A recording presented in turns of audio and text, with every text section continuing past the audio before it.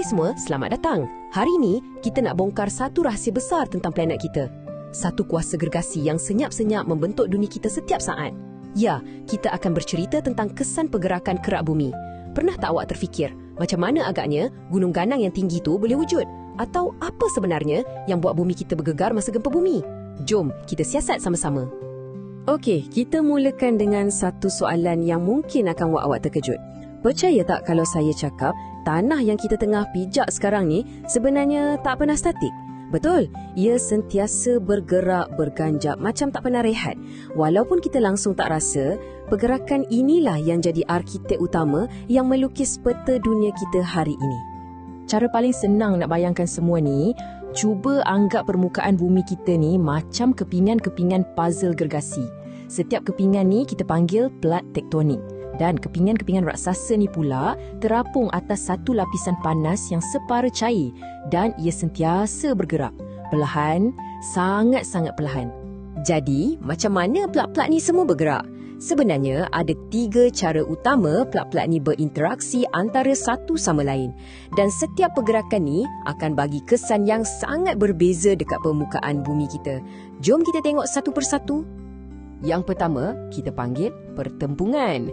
Ini jadi bila dua plat bergerak menuju ke arah satu sama lain dan boom, berlaga. Bayangkan dua kereta berlanggar, tapi yang ni skalanya benua dan ia berlaku selama berjuta-juta tahun.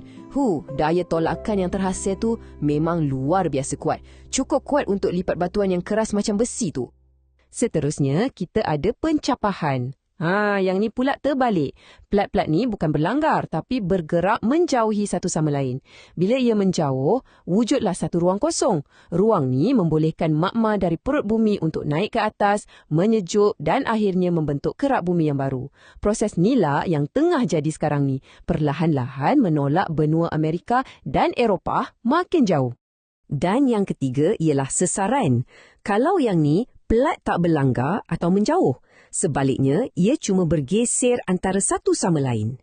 Cuba bayangkan awak tolak 2 blok batu yang permukaannya kasar.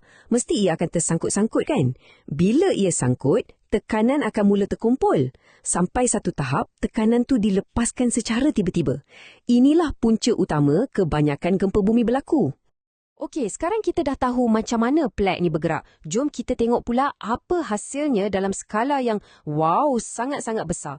Pergerakan inilah yang sebenarnya menyebabkan benua kita berpindah randah dan membina banjaran gunung yang hebat-hebat tu. Para saintis percaya berjuta-juta tahun dulu, semua tanah kat bumi ni sebenarnya bercantum jadi satu benua supergergasi yang dipanggil Pangaea. Tapi disebabkan proses pencapahan tadi, benua-benua ni mula pecah dan hanyut perlahan-lahan. Sampailah ke kedudukannya macam yang kita tengok dalam peta dunia hari ini.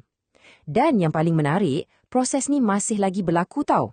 Baik, itu kalau plat bergerak menjauhi satu sama lain. Persoalan pentingnya sekarang, apa pula jadi bila plat-plat ni bukan menjauh tapi sebaliknya? Ia bertembung dengan satu sama lain. Pertembungan dan juga peregangan ni boleh hasilkan 2 jenis gunung yang berbeza. Cuba kita tengok betul-betul. Di sebelah kiri, daya mampatan tu seolah-olah tengah memicit kerak bumi sampai ia terlipat-lipat ke atas. Macam kapat yang kita tolak dari dua-dua belah. Tapi di sebelah kanan pula, daya tegangan tu macam tengah menarik kerak bumi sampai ia merekah dan pecah. Bila pecah, ada blok tanah yang ternaik atau terjatuh dan terbentuklah gunung bongkah. Dan ini dia, contoh gunung lipat yang paling gah di dunia, Banjaran Himalaya. Banjaran megah yang ada gunung Everest ni terhasil daripada perlanggaran yang sangat kuat antara plat India dengan plat Eurasia. Dan proses pertembungan ni masih aktif tau, sampaikan banjaran Himalaya ni masih lagi membesar, makin tinggi beberapa milimeter setiap tahun. Daya yang sama yang mampu bina gunung selama berjuta-juta tahun juga boleh melepaskan tenaganya secara tiba-tiba, mencetuskan bencana alam yang dahsyat dalam sekelip mata. Jom kita beralih kepada gempa bumi dan tsunami. Jadi apa sebenarnya gempa bumi ni? Senang cerita, ia adalah gegaran dekat permukaan bumi. Ia jadi bila tenaga yang dah lama tersimpan akibat geseran pelak tu dilepaskan secara mengejut. Sama macam kita lepaskan getah yang diregang kuat-kuat. Tenaga yang dilepaskan itulah yang kita rasa sebagai gegaran. Kadang-kadang gempa bumi yang kuat ni jadi kat bawah laut. Inilah yang boleh cetuskan tsunami. Proses dia macam ni. Pertama, gempa bumi gegarkan dasar laut. Kedua, tenaga gegaran tu dipindahkan kepada air yang sangat banyak di atasnya. Dan yang ketiga, tenaga ni hasilkan siri ombak gergasi. Fakta menarik, kat lautan dalam, ombak tsunami ni mungkin tak nampak tinggi, tapi kelajuan dia boleh selaju kapal terbang jet. Kesan daripada fenomena macam ni memang sangat dahsyat. Seperti yang kita tahu, gempa bumi dan tsunami boleh menyebabkan kerosakan harta benda yang sangat teruk dan yang paling menyedihkan, boleh meragut banyak nyawa.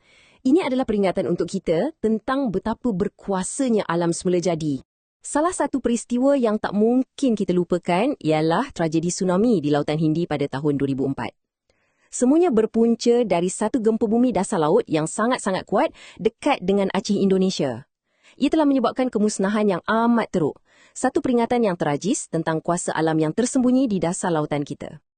Jadi, lepas kita dah tengok semua kesan-kesan yang menakjubkan dan juga menakutkan ni, jom kita simpulkan apa yang kita dah belajar tentang kuasa pergerakan kerak bumi dan apa kaitannya dengan kita semua.